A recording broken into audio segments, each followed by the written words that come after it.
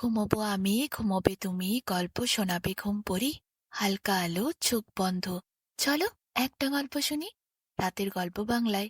আজকের গল্প, দুই বন্ধু। এক গ্রামে এক নাপিতের সঙ্গে ছিল এক জোলার খুব ভাব। নাপিত লোকের কামিয়ে বেশি উপার্জন করতে পারত না। অন্যদিকে জোলা, সেও কাপড় বুনে বেশি লাভ করতে পারত না। দুজনেরই সংসারে খুব টানাটানি। আর টানাটানি বলে কেউ কারুর বউকে দেখতে পারে না, কারণ বউরা ঘরে গেলেই তো খিটখিট করে। এই আনো সেই আনো, সংসার চলছে না, এই সবই বলে। একে তো টাকা পয়সা নেই, তার উপর বউরা ঘরে ঢুকলে শুধু খিটখিট করে, কথা শোনায়, চিৎকার করে, চেঁচামেচি করে। তার সহ্য হচ্ছিল না তাদের। একদিন জোলাতাই নাপিতকে বলল, বইয়ের জ্বালায় আর তো আমি বাড়িতে টিকতেই পারছি না। নাপিত বলল, ভাইরে, আমারও তাই একই অবস্থা। দেখ না, আজও আমি বাড়ি ঢুকতে পারিনি। হাতে টাকা পয়সা নেই, বাড়ি গেলেই তো বউ চেঁচামেচি শুরু করবে। নাপিতের একই অবস্থার কথা শুনে জোলা বলল, তাহলে এই সমস্যার সমাধান কি কোনো নাই ভাই? নাপিত বলল, চল ভাই, আমরা দেশ ছেড়ে অন্য দেশে চলে যাই। সেখানে বউরা আর আমাদের খুঁজে পাবে না, আর জ্বালাতন করতেও পারবে না, পয়সা কড়ি নিয়ে আর কথাও শুনতে হবে না। এরপর সত্যি সত্যি তারা একদিন দেশ ছেড়েই চলে গেল। অন্য দেশে তারা যেই এসে পৌঁছালো, অনেক পথ পার হওয়ার পর এক গভীর অরণ্যের মধ্যে তারা প্রবেশ করল। সেই জঙ্গল পার হয়েই তাদের অপর গ্রামে পৌঁছতে হবে। কিন্তু জঙ্গল পার হওয়ার সময় হঠাৎ করে হালুম হালুম করে এক বাঘ তাদের দেখতে পেয়ে তেড়ে এলো, তাদের গিলে খাবে যেন। বাঘকে দেখে দুজনে তো ঠক ঠক করে কাঁপতে শুরু করলো। নাপিত তাড়াতাড়ি তার ঝুলির থেকে একখানা আয়না বার করে বাঘের মুখের সামনে রাখলো বুদ্ধি করে। বাঘের দিকে আয়না করে বাঘকে শুনিয়ে শুনিয়ে জোলাকে বলল নাপিত, এই বাঘটাকে তো আগেই ধরে ফেলেছি, তুই দড়িটা বার কর, এরপর ভালো করে বেঁধে নে। এদিকে বাঘ, সে আয়নার মধ্যে নিজের ছবি দেখে অবাক। সে তো আগে কোনোদিন আয়না দেখেনি। সে ভাবছে, তার কি করে ছবি এর মধ্যে ঢুকলো। সে সেই চিন্তাতেই অস্থির। তাহলে কি সত্যি বাঘকে বন্দি করেছে ওই ছোট্ট জায়গাটার মধ্যে? বাঘ এটাই ভাবতে শুরু করলো। আর তো পালাবার উপায় নেই। এইসব ভেবে বাঘের আর মাথা ঠিক নেই। সে এরপর ভয়ে নিজেই কাঁপতে শুরু করে। সেই সময় জোলা আবার তার থলির থেকে একটা বড় দড়ি বার করে। সেই দেখে বাঘ তো ভয়ে ছুট দেয়। জোলা আর নাপিত তখন প্রাণে বাঁচল। ভাবলু, যাক বাবা, তাদের বুদ্ধির জন্য আজ তারা বেঁচে গেছে। বাঘ ভয়ে পালিয়েছে। এরপর এই রাতটা তারা এই জঙ্গলের মধ্যেই নিশ্চিন্তে কাটাতে পারবে। জঙ্গলটা ছিল অনেক গভীর আর অনেক লম্বা। অনেকটা জঙ্গলের পথ পার হওয়ার পর তারা পরের গ্রামে পৌঁছতে পারবে। জঙ্গলের মধ্যে তো একটা ঘরবাড়িও নেই। তারা রাত কাটাবে কোথায়? সেই জঙ্গলেই তাদের থাকতে হবে, কোনো উপায় নেই। এদিকে রাত নামবে বলে এত তাড়াতাড়ি তারা জঙ্গল পার হয়ে পরের গ্রামে পৌঁছতেও পারবে না। তাই একটা তারা বড় গাছ খুঁজল। সে গাছের ওপর দুজনে যুক্তি করে উঠে পড়ল। বাঘ তো ভয়ে পালিয়ে গেছে, কিন্তু অন্য কোনো পশু আসবে না, তাদেরকে খাওয়ার চেষ্টা করবে না, তাদের উপর হামলা করবে না, তার কোনো ঠিক নেই। তাই তারা ঠিক করলো গাছের নিচে থাকা একদম উচিত হবে না, তাদেরকে গাছের ওপরে চেপেই থাকতে হবে। এইভাবেই কোনো রকমে রাতটা কাটানোর পর সকাল সকাল তারা জঙ্গল পার হয়ে পরের গ্রামে পৌঁছে যাবে।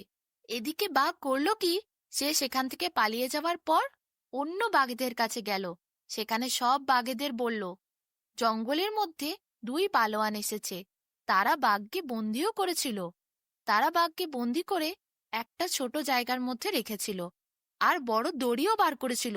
কোনো রকমে প্রাণ বাঁচিয়ে সে সেখান থেকে ছুটে এসেছে, না হলে সেই দড়ি দিয়ে তাকে তারা বেঁধে রাখত। ভাই সকল, তোমরা কেউ বাঘেরা ওই পথ দিয়ে যেও না। দুজন পালোয়ান নালে তোমাদেরকেও ধরবে। বাঘ সকলকে জানিয়ে দিল। বাঘের কথা শুনে সবাই তো অবাক। জঙ্গলের মধ্যে পালোয়ান এসেছে, তারা বাঘেদের থেকেও শক্তিশালী। বাঘ তাকে দেখে ভয় খাচ্ছে। এইসব কথা শোনার পর বাঘেদের মধ্যে যে মোড়ল ছিল, সে রেগে বলল, কিসের পালোয়ান? মানুষ কি বাঘের সঙ্গে পারে? চলো সকলে মিলে দেখে আসি কিরকম পালোয়ান। এরপর সব বাঘেদের নিয়ে গর্জন করতে করতে সেই মোড়ল বাঘ এসে পৌঁছলো সেই গাছের তলায়, যার ওপরে নাপিত আর জোলা ছিল। ভীষণ ঘুরঘুটে অন্ধকার, তার মধ্যে বাঘেদের জোড়া চোখগুলি জ্বলতে দেখতে পেল নাপিত আর জোলা।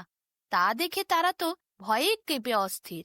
তবু সেই পরিস্থিতিতে নাপিত জোলাকে বলল, ভয় খেলে চলবে না, আমাদেরকে বাঁচতে হবে। কিন্তু জোলা, সে তো ভয়েই কেঁপে অস্থির। সে এত কাঁপছিল যে কোনো মুহূর্তে সে গাছের থেকে পড়ে যাবে। তখন নাপিত কি করলো, দড়ি দিয়ে জোলাকেই গাছে বেঁধে রাখলো। এত ওপরে ছিল তারা, বাঘেরা তাদের নাগাল পাচ্ছিল না। তখন মোড়ল বাঘটি বলল, ওপরে আছে তো কি হয়েছে, আমরা এক বাঘের পিঠে আরেক বাঘ চাপবো। এইভাবে অনেক উঁচু জায়গায় আমরা পৌঁছতে পারবো, আর ওই দুই পালোয়ানকে ধরে নিচে নামিয়ে নিয়ে এসে ঘাড় মোটকে খাবো। এদিকে এক বাঘের পিঠে আরেক বাঘ চাপতে শুরু করলো।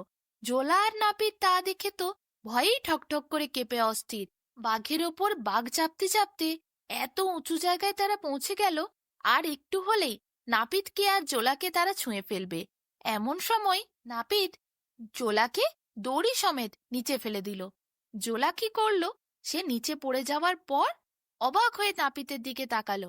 নাপিত তখন বলল, শোন জোলা, তুই দড়ি দিয়ে মাটির ওপর হইতে প্রথমে বাঘটিকে আগে বাঁধ, আমি ওপরের দিকে এক এক করে সব বাঘগুলোকে বাঁধছি।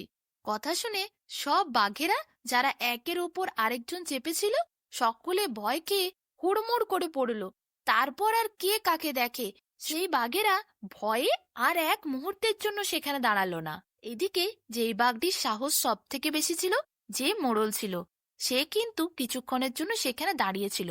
নাপিত আর জোলা বলল, এই তো একটাকে পেয়েছি, একেই বেটা মজবুত করে বাঁধ, একেই নিয়ে যাব, এই বাঘ যেন পালাতে না পারে। মোড়ল বাঘ সেই কথা শুনে খুব ভয় খেয়ে গেল। সে ভাবল, তাকে বোধহয় নাপিত আর জোলা এক্ষুনি বেঁধে ফেলবে। আর চারিদিকে তাকিয়ে দেখলো কোনো বাঘই নেই, সবাই পালিয়ে গেছে। নিজেকে একা দেখে আর এক মুহূর্তও সেখানে দাঁড়িয়ে রইল না সেই মোড়ল বাঘ। সেও ছুটে কোনো রকমে প্রাণ বাঁচালো। সব বাঘেরা পালিয়ে যাওয়ার পর জোলাকে খুলে দিল নাপিত। তারপর দুজনে কোনো রকমে রাতটা সেই গাছের ওপরে চেপেই কাটালো। পরের দিন সকাল সকাল তারা সেই জঙ্গল ছেড়ে পরের গ্রামে এলো। পরের গ্রামে তারা দেখলো রাজা তখন এক বিশাল বড় কুস্তি প্রতিযোগিতার আয়োজন করেছিল। একটি মাঠে সব বড় বড় পালোয়ানরা এসেছে। গ্রামের লোকেরা গোল করে সেই মাঠের চারিদিকে ঘিরে পালোয়ানদের দেখছে। নাপিতের মাথায় তখন একটি বুদ্ধি এলো। নাপিত আর জোলা মাঠের মাঝখানে এসে উপস্থিত হলো নতুন পোশাক পরে। তাদের দেখে সকলে পালোয়ান ভাবল।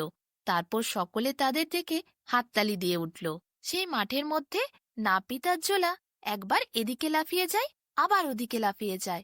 তাদের লাফানো দেখে বিভিন্ন লোকেরা তাদের দিকে অবাক হয়ে তাকিয়ে থাকে। বড় বড় সব কুস্তিগীররা যারা এসেছিল, তারা ভাবে, হায় হায়, না জানি কত বড় পালোয়ান এরা, হয়তো হাতের একটা ঝাঁকুনি দিয়ে এরা বড় আটচালা ঘরই ভেঙে ফেলবে। আর আমরা যদি এদের সাথে লড়াই করতে চাই, আমাদের হাড়গোড়ি ভেঙে ফেলবে। এদিকে নাপিত আর জোলা সেই সময় মাঠের মাঝে দাঁড়িয়ে বলল, মহারাজ, জলদি আপনার পালোয়ানদের ডাকুন, দেখি কার গায়ে কত জোর। এইসব কথা শুনে কুস্তিগীররা আর কেউ এগিয়ে আসলো না। কুস্তির কোনো কিছু প্রতিযোগিতাই হলো না। রাজা তখন নাপিত আর জোলার সাহস দেখে তাদেরকে ভীষণ বড় বীর ভাবল, আর রাজ্যের সেনাপতি পদে তাদের দুজনকে নিযুক্ত করল। চাকরি পেয়ে নাপিত আর জোলার খুব মন খুশি। পর তারা সুখে শান্তিতে মহা আনন্দে থাকতে শুরু করলো।